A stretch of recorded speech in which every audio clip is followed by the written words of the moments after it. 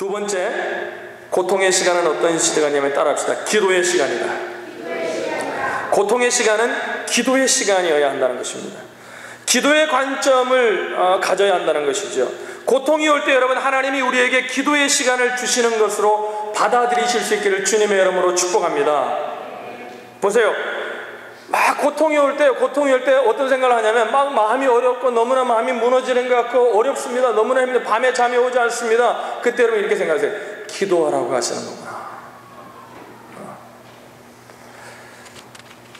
국고성을 건축하는 동안 비돔과 국고성인 비돔과 람세스를 건축하는 동안 이스라엘 백성들이 얼마나 고통스러웠습니까? 그러니까 고통을 견디면서 노동만 했습니까? 성경은 그렇게 말하지 않아요. 그들은 기도했다는 것입니다. 우리가 한번 읽지는 않았지만 여러분 성경에 있는 분들은 펴셔서 출애굽기 3장을 보겠습니다. 3장 7절로 8절에 보면 모세를 부르실 때 하나님이 모세에게 주셨던 말씀을 보면은 그들이 기도했음을 우리가 알 수 있습니다. 출애굽기 3장 7절로 8절 우리 다 같이 한번 읽겠습니다. 출애굽기 3장 7절 8절입니다. 시작.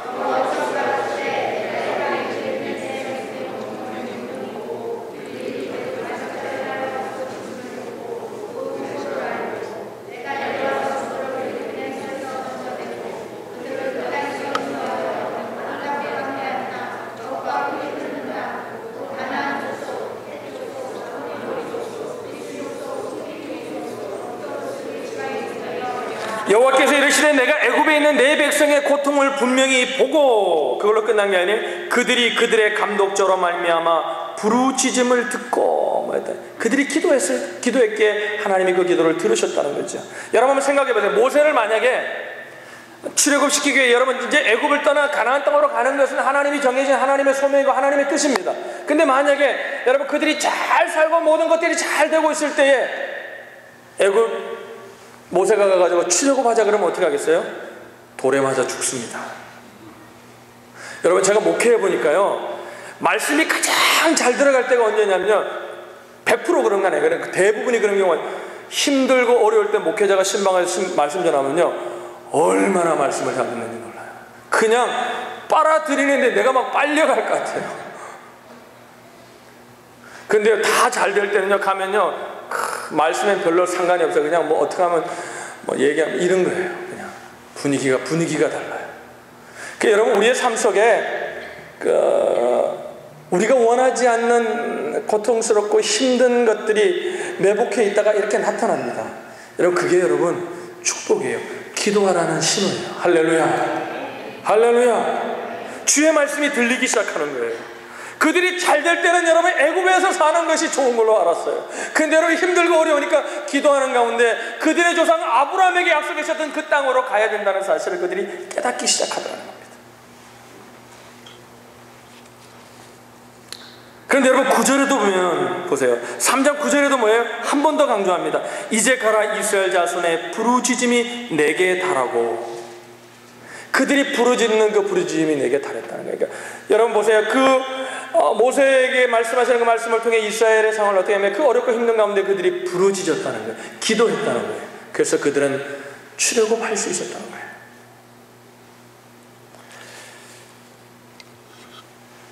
여러분 이 고통의 현장에서 그냥 기도하지 않았어요. 성경은 어떻게 표현해요? 부르짖어 기도했다. 부르짖어. 따라합시다. 부르짖어. 한번 옆에 사람을 부르짖어 한번 불러보세요. 놀라겠죠. 그러니까 여러분 이게 부르짖었다는 것이 꼭 큰 소리만 냈다는 게 아니에요. 뭐예요?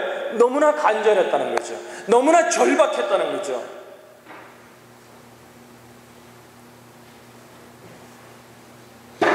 그 자식이요 애들을 키울 때 저도 기억이 나는데 애들을 키울 때요 애가 우는데요 그냥 우는 거하고 절박해서 우는 거는 달라요. 부모에게 이게 다르게 들린대요.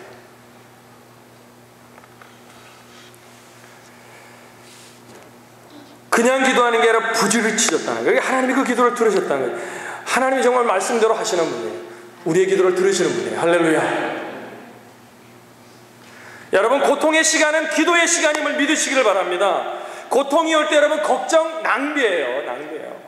염려한다고 나아질 일 없어요. 여러분 주께서 말씀하시죠. 예레미야 33장 3절 저는 참 좋아하는 말씀인데, 너는 내게 부르짖으라. 내가 내게 응답하겠고 내가 알지 못하는 크고 비밀한 일을 내게 보이리라. 그걸 뭐냐면은 약속의 다이얼 333이라 그래요.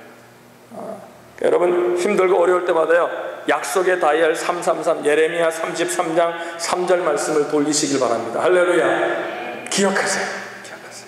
약속의 333이에요.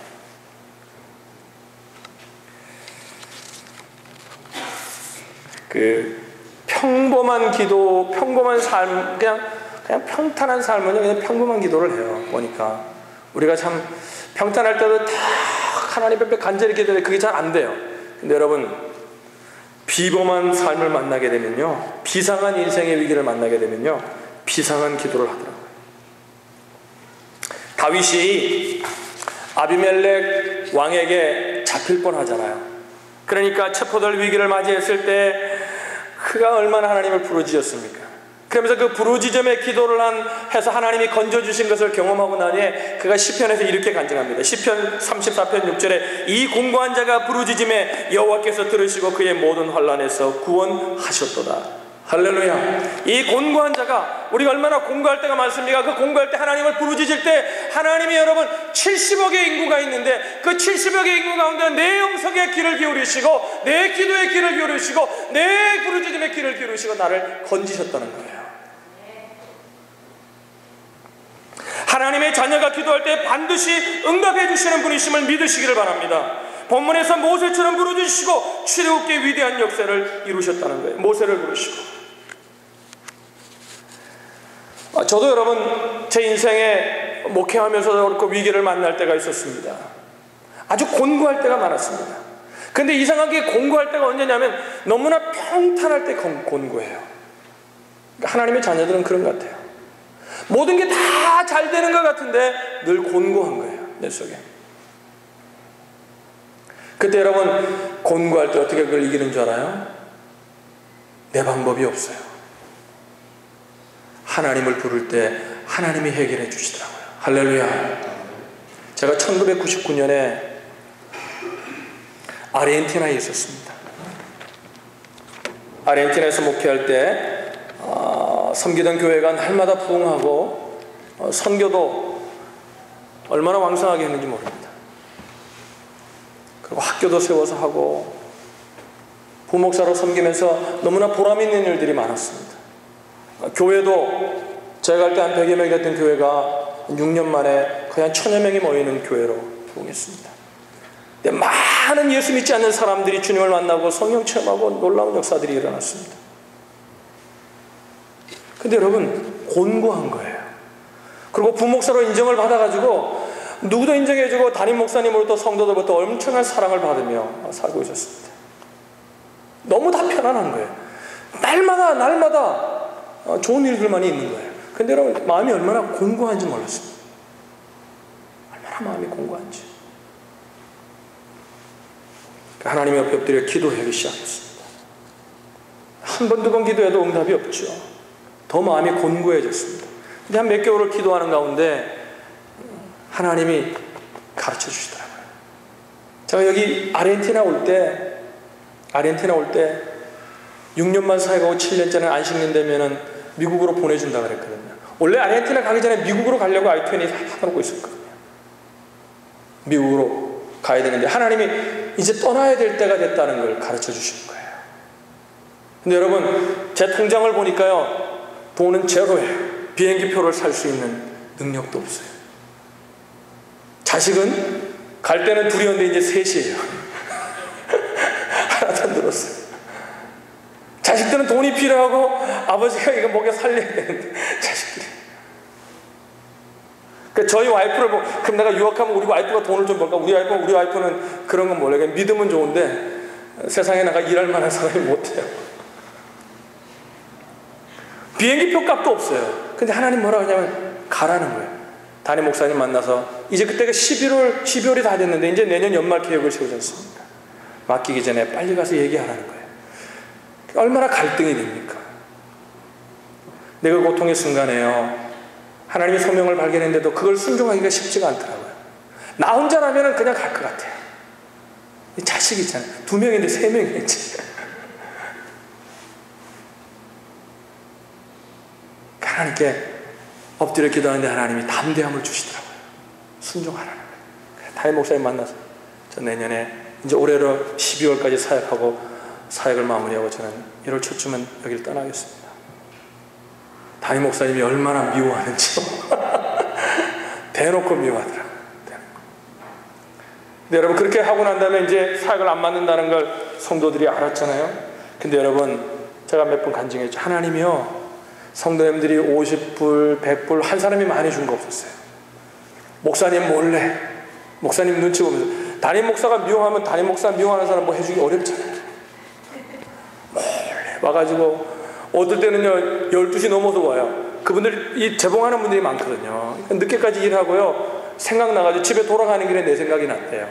그 하나님이 50불 100불 줘가지고 여러분 저에게 6만 몇천 불을 주셨어요. 그래서 미국 와서 공부할 수 있었어요. 할렐루야. 이거 하나님의 역사 아닙니까?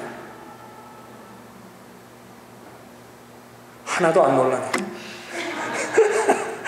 어떤 애도 5불도 주고 10불도 줬어요.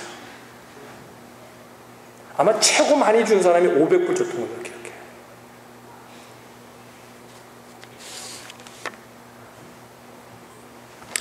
부르짖었더니 하나님이 길을 열어주시더라고요. 저는 이 메시지를 스타벅스의 이야기로 시작했습니다. 스타벅스 커피 한 잔에 담긴 성공신화라는 책을 읽다가 제가 굉장히 도전받은 대목이 있었습니다. 하워드 슐츠는 시애틀 출장에서 스타벅스의 가능성을 발견하죠. 그래서 커피에 사랑에 빠집니다. 그리고 흥분해서 기존 직장을 그만두기로 결심하고 나니 자기 아내 세리에게 전화를 걸어 이렇게 이야기했다고 해요. 여러분 제가 읽어드릴게요. 여보, 나는 지금 하나님 나라에 와 있어. 난 이제 어디에서 어떻게 무엇을 위해 살아야 할지를 알았어. 여기는 시애틀이라고. 난 여기서 스타벅스의 비전을 펼칠 것이요. 여보, 난 드디어 성지에 온 것이라고. 여러분 생각해보세요. 저는 그걸 이런 생각했어요. 하워드 슐츠는 커피 사업 비즈니스 하나 때문에 이렇게 흥분하고 큰 비전을 보고 막 열광하는 거예요. 아내한테 막 전해서 아마 그 아내가 놀랐을 거예요. 그죠? 그렇다면 여러분 그 조그마한 비즈니스 하나 때문에 이렇게 흥분해서 그 비전을 위한 헌신을 고백했다면 진짜 하나님 나라의 복음을 위해 그리고 그 복음의 역사를 위해 교회를 위해 헌신하고 있는 우리가 엄청난 특권을 받지 않았습니까? 할렐루야. 오늘 이 한 해가 마무리해져 가는데 여러분 무엇을 생각하십니까? 여러분 2012년 이제 지나갔습니다. 어떻게 살아왔든지 여러분 상관없습니다. 하나님의 은혜 가운데 그래도 요만큼 온 거예요. 할렐루야. 이제 2013년을 꿈꾸시되 여러분 나를 사용하시는 그 하나님, 나와 함께 하시는 그 하나님을 생각하며 여러분 꿈을 꾸며 2012년을 맞이하시기를 주님의 이름으로 축원합니다. 고민하지 마세요. 2010년은 13년은 뭐 할까? 2012년은 뭐 할까? 여러 가지 생각이 있습니까? 여러분 그 시간 속에서요 하나님의 소명의 관점으로 내 인생을 다시 보기 시작하세요. 그리고 기도하세요. 하나님이요, 내가 알지 못하는 크고 비밀한 일을 저와 여러분들에게 보이실 줄로 믿습니다. 하나님이 우리를 부르고 계십니다. 하나님 우리에게 기도하라고 하십니다. 오늘 아침에 이 음성을 들을 수 있는 저와 여러분들이 되었으면 좋겠습니다. 기도하겠습니다.